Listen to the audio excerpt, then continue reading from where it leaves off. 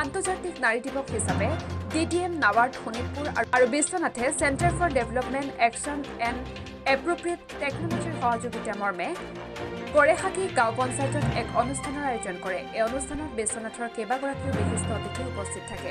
নাবাৰ্ডৰ জিলা প্ৰবন্ধক সুমন চেটাৰ্জী, পেড উইমেন হিচাপে খ্যাত বিশ্বনাথৰ বাগ্মিতা শইকীয়া, কয়লাজুলি গাঁৱৰ ব্যৱসায়ী মহিলা অনামিকা বসুমতাৰী, অসম গ্ৰামীণ বিকাশ বেংকৰ প্ৰবন্ধক জুনু ৰামচিয়াৰী, বিশ্বনাথ কলেজৰ লাইব্ৰেৰিয়ান জিতামণি ভট্টাচাৰ্য, বৰগাঙৰ ব্যৱসায়িক মহিলা মমী বৰা আৰু কেডেটৰ সম্পাদক মনোৰঞ্জন হাজৰিকা। ইয়াৰ লগতে মৰাপাটৰ পৰা থলুৱাভাৱে ব্যৱহাৰ কৰিব পৰা সামগ্ৰী নিৰ্মাণৰ এক বিশেষ প্ৰশিক্ষণৰ অন্তত মহিলাসকলক প্ৰপত্ৰ প্ৰদান কৰা হয়। বৰ্তমান সময়ত মেটেকাৰ ব্যৱহাৰৰ লগতে আৰু বহুতো দিশত নাৰীসকলক আৰ্থিকভাৱে সফল কৰি তুলিবলৈ প্ৰচেষ্টা অব্যাহত আছে। নাৰীসকল নিজৰ ব্যৱসায়িক দিশত আৰ্থিকভাৱে কেনেকৈ সফল হৈছে সেইসমূহ কথা প্ৰকাশ কৰি বাকী সকলোকো আগবাঢ়ি আহিবলৈ কিদৰে সহায় কৰিছে তাৰ ক্ষেত্ৰতো এক উৎকৃষ্ট নিদৰ্শন হিচাপে মহিলাসকলে নিজৰ নিজৰ অভিজ্ঞতাসমূহ ব্যক্ত কৰে।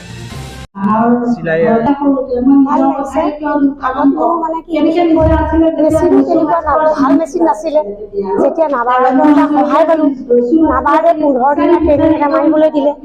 মই যেতিয়া টিচাৰৰ দায়িত্ব পালো, তেতিয়া মই নাবাৰ্ডৰ ট্ৰেইনিং 15 দিনীয়া ট্ৰেইনিংটো মাৰি মই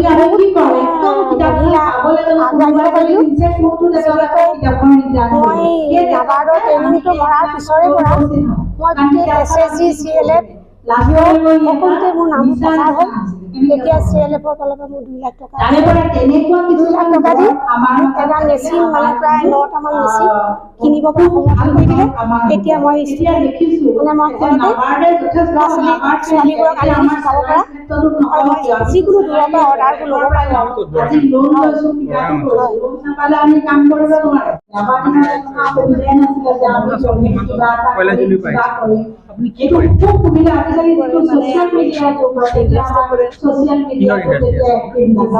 কিন্তু মোৰ দেউতাৰ এটা সপোন আছিলে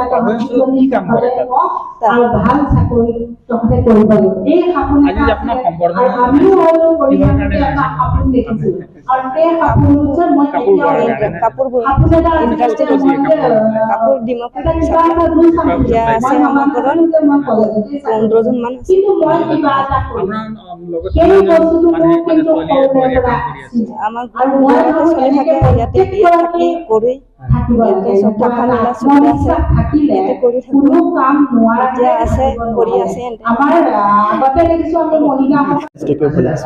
नाबार्ड शोणितपुर और विश्वनाथ जिला कार्यालय ने आज इस गौड़ेहाटी पंचायत में संवर्धना अनुष्ठान का आयोजन किया है। यहाँ पे हम लोगों ने हमारे LEDP MDDP जैसे विभिन्न ट्रेनिंग प्रोग्राम के तहत जो महिलाओं को हमने आर्थिक सहायता किया है, उनमें से कुछ महिलाओं को हमने आज संवर्धना दिया है।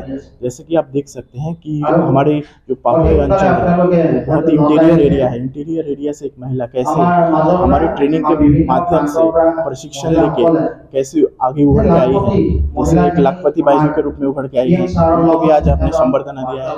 हमारे बोरगांव एरिया में एक महिला ने टेलरिंग के ऊपर जो प्रोग्राम करके अपना महीने में 15 से 20 हज़ार रुपये उपार्जन जो है इंक्रीज किया है, उनको भी आज हमने संवर्धना दिया है।